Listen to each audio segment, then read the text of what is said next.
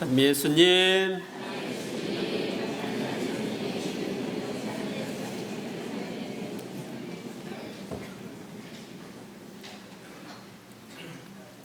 오늘은 연중 제3주일입니다. 오늘의 독서와 복음은 회개의 삶에 대해 알려주고 있습니다.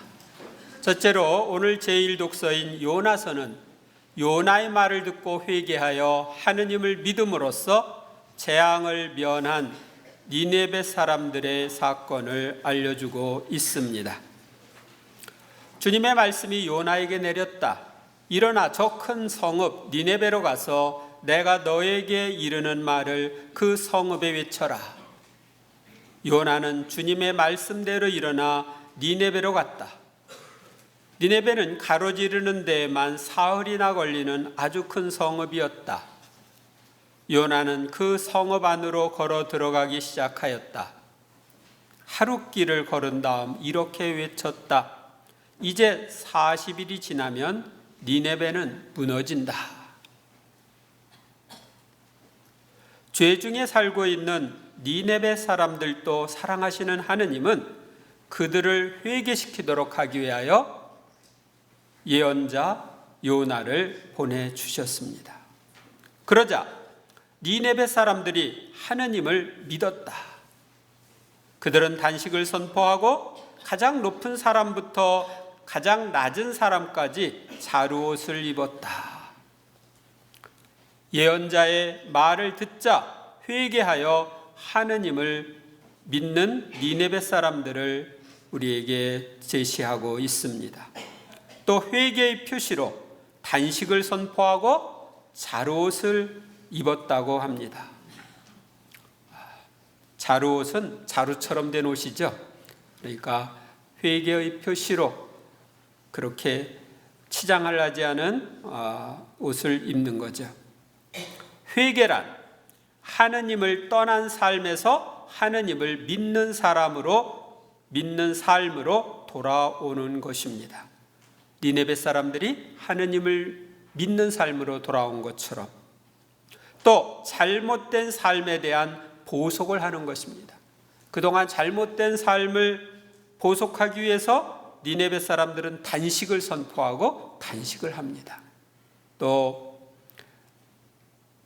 그동안에 사치한 것을 보속하기 위해서 자루옷을 입습니다. 회개라고 하는 것은 또한 악한 삶을 이제 버리는 것입니다. 악한 삶에 대한 뉘우침뿐만 아니라 그 악한 생활에서 돌아서는 것입니다. 오늘 10절에 보면 하느님께서는 그들이 악한 길에서 돌아서는 모습을 보셨다. 그래서 하느님께서는 마음을 돌리시어 그들에게 내리시겠다고 말씀하신 그 재앙을 내리지 않으셨다. 사람들이 악한 길을 가면은 재앙을 만납니다. 그런데 악한 길을 가다가 돌아서면 재앙을 거두시는 하느님의 모습을 볼 수 있습니다. 둘째로 오늘의 복음도 회개에 대한 가르침을 우리에게 주고 있습니다. 요한이 잡힌 뒤에 예수님께서는 갈릴레아에 가시어 하느님의 복음을 선포하시며 이렇게 말씀하셨다. 때가 차서 하느님의 나라가 가까이 왔다. 회개하고 복음을 믿어라. 하느님의 나라가 가까이 왔다. 하느님의 나라란 무엇인가요? 하느님의 나라는 하느님의 다스림이 임하는 곳, 거기가 하느님의 나라입니다. 내가 나를 다스리는 삶을 포기하고 하느님의 다스림을 내 안에 받아들이면 하느님의 나라가 내 안에서 시작됩니다. 누가복음 17장 21절에서는 보라, 하느님의 나라는 너희 가운데 있다 하셨습니다. 우리가 그분의 다스림을 받아들이면 하느님 나라가 우리 안에 시작되는 것입니다. 하느님께서 다스리도록 하려면 회개해야 합니다. 회개란 나 중심의 삶에서 하느님 중심의 삶으로 방향을 옮기는 것입니다. 내가 주인으로서 좌지우지하던 그런 삶에서 벗어나 하느님이 주인이 된 삶, 주인이신 하느님의 뜻대로 사는 삶으로 넘어가는 것입니다. 우리는 그래서 회개를 한 다음에는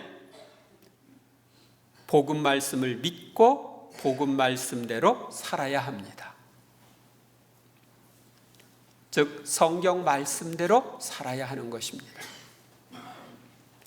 복음의 핵심은 세상을 창조하신 하느님께서 타락한 인간을 구원하시고자 당신 외아들을 보내주셨는데 그 외아들이 바로 예수 그리스도이시다.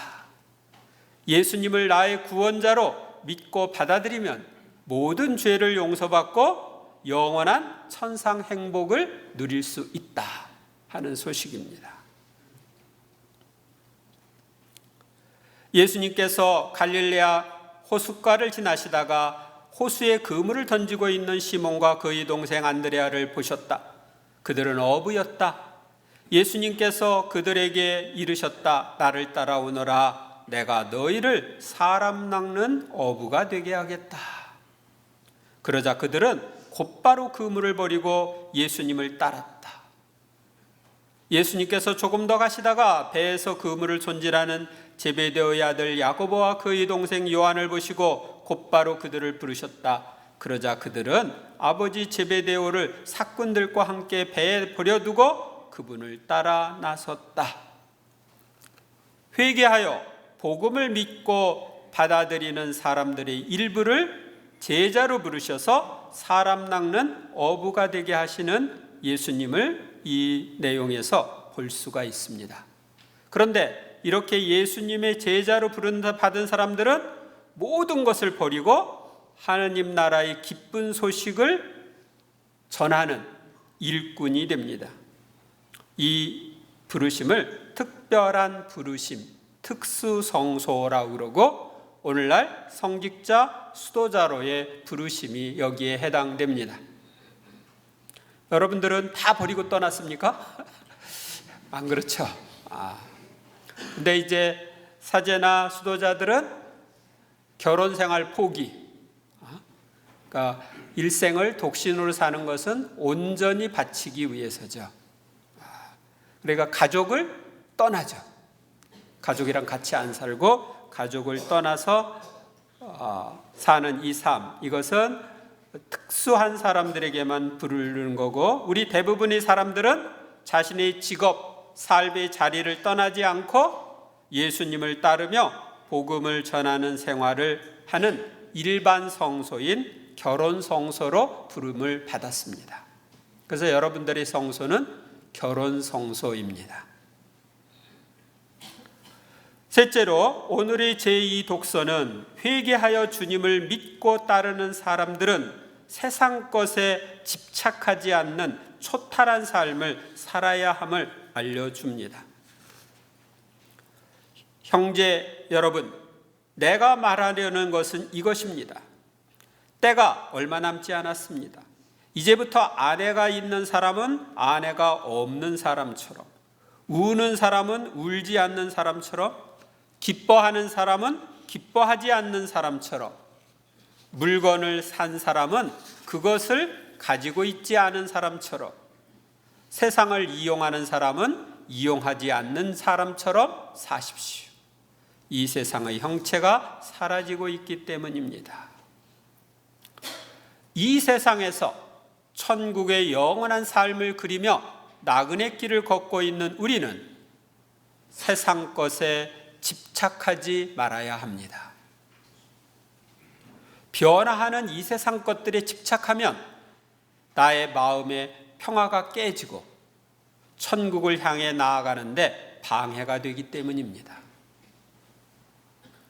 세상 것을 하느님보다 첫 자리에 놓으면 우상 숭배를 하는 것이기 때문에 천국에 가기가 어렵습니다. 우리는 결국 이 세상 것들을 다 버리고 천국에 가야 하기 때문에 지금부터는 초탈한 삶을 살도록 힘써라 하는 것이 오늘 제2 독서의 말씀입니다. 세상을 이용하는 사람은 이용하지 않는 것처럼, 아내가 있는 사람은 아내가 있지 않은 것처럼, 이런 것들이 거기에 매이지 말라고 하는 것을 가르쳐 주는 것이죠. 사실은 우리는 이 세상을 떠날 때 모든 것을 버리고 혼자 갑니다. 같이 갑니까? 나랑 같이 죽는 사람이 없어요. 우리가 어떤 사람을 아무리 사랑해도 같이 죽고 싶다, 그럴 사람이 별로 없어요. 근데 우리는 다 떠나갈 때는 세상 것들을 다 버리고 갑니다. 그렇죠? 가지고 가는 거 있어요? 죽을 때 세상에 다 놓고 가요. 땅에 다 묻고 갑니다. 나중에는 세상의 목숨까지도 다 놓고 가야 합니다. 오늘 이 제1 독서에서처럼 하느님께서 나의 회개를 돕도록 나에게 예언자를 보내주셔서 내가 죄로 인해서 받을 재앙을 면하게 해주신 것에 대해 우리는 감사드려야 하겠습니다. 내가 죄 중에 비신자로 살았다면 지금 어떻게 됐겠어요? 그대로 죽었다면 어떻게 됐겠어요? 내가 냉담자로 있는데 그러다가 죽었으면 어떻게 됐겠어요? 그런데 고맙게도 내가 회개하여 주님을 믿고 받아들이도록, 또 신앙인답지 않은 삶을 벗어버리고 신자다운 삶을 하도록 예언자의 역할을 해주신 사람들이 있어요. 그들을 보내주신 하느님께 감사하고 또 예언자들에게도 감사해야 하겠습니다. 회개란 나 중심의 삶에서 주님 중심의 삶으로 방향을 옮기는 생활을 지속적으로 하는 것입니다. 따라서 지속적인 회개가 필요합니다. 하느님의 뜻대로 살지 않고 내 뜻대로 살았던 삶을 버리고 하느님 뜻대로 사는 삶을 지속적으로 하려면 회개가 필요합니다. 마태오복음 7장 21절에 보면 나에게 주님 주님 한다고 모두 하늘나라에 들어가는 것이 아니다. 하늘에 계신 내 아버지의 뜻을 실행하는 이라야 들어간다 하고 예수님은 말씀하셨어요. 그러니까 내가 내 뜻대로 살면 내 안에 나의 나라가 건설됩니다. 그런데 내가 하느님의 뜻대로 살면 하느님의 나라가 내 안에 건설됩니다. 여러분은 내 뜻대로 살아서 나의 나라를 건설하고 싶어요? 하느님의 뜻대로 살아서 하느님의 나라를 건설하고 싶어요? 내 나라 건설하면 죽을 때 다 무너집니다. 그런데 내 안에 하느님 나라가 건설되면 그 나라는 영원합니다. 우리는 언제 죽을지 아무도 모릅니다. 언제 죽더라도 기쁘게 죽을 수 있으려면 세상 것에 대한 애착에서 벗어난 초탈한 삶을 살아야 합니다. 내가 세상의 물질이나 사람이나 여러 가지 좋은 것들에 매여 있으면 죽을 때 아까워서 못 죽겠다, 그럴 수 있습니다. 그런데 그런 마음 가지고 죽으면 그런 마음은 다 연옥에 가서 정화해야 천국에 갑니다. 내 마음 안에 시기, 질투, 미움 이런 것들이 지금 쌓여 있어. 그러면 그것 가지고 천국 갈 수 있어요?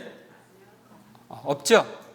그거 있으면 다 연옥에서 정화해야 천국에 갑니다. 그래서 내가 하느님 사랑과 이웃 사랑으로 꽉 찬 상태가 되었을 때 우리는 연옥에서 천국으로 넘어갑니다.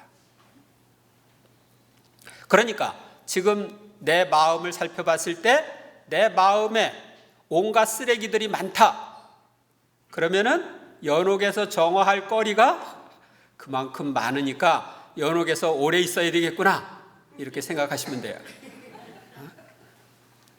내 안에 하느님 사랑과 이웃 사랑으로 꽉 차 있다. 그럼 어떻게 되겠어요? 연옥 갈 필요가 없어요. 바로 천국으로 갑니다. 그래서 내가 회개를 하는 삶을 살아야 하는데, 내가 내 뜻대로 내 멋대로 살던 삶을 버리고 하느님 뜻대로 살려고 하는데 나도 모르게 내 뜻대로 사는 게 또 나타나죠. 그래요, 안 그래요? 내가 선을 행하려고 하는데 악한 생각이 들죠. 내 안에 미움, 시기, 질투, 분노 뭐 등등 나쁜 것들이 자꾸 일어나죠. 그러니까 그거 어떻게 해야 돼? 그런 거 일어날 때마다 버려야 되는 거예요. 그러니까 하느님 자녀로서의 어울리지 않는 것이 내 안에 나타날 때마다 그것을 버리고 하느님 자녀다운 삶으로 방향을 옮겨야 돼요. 그렇기 때문에 우리의 회개는 지속적인 것이어야 돼요. 언제까지 회개해야 될까요? 죽을 때까지? 그런 것들이 다 없어져서 오직 앉으나 서나 주님 생각하고 사랑으로 꽉 차서 생활할 때까지, 그때까지 회개해야 됩니다. 이번 한 주간 동안 여러분들이 사시면서 내가 정말 회개의 삶을 잘 살고 있는지 한번 살펴보시고, 내가 내 뜻대로 내 생각대로 살았던 삶을 포기하고 이제 내 뜻대로 하고 싶은 마음이 들 때 즉시 예수님, 이때는 어떻게 해야 되죠? 예수님 뜻대로 하고 싶어요 하고 예수님께 말씀드리고 예수님이 알려주시는 대로 예수님 뜻대로 사시기 바랍니다. 내 안에 온갖 좋지 않은 것들이 막 일어날 때 그것을 다 버리고 정화하고 그것과 반대되는 그런 삶을 살도록 힘쓰시기 바랍니다. 그렇게 하면 여러분들이 연옥에서의 정화 과정이 짧아질 거고 천국이 여러분들에게 가까이 올 겁니다. 이번 한 주간 동안 또 우리가 지속적으로 회개하는 삶을 살았으면 좋겠습니다. 감사합니다.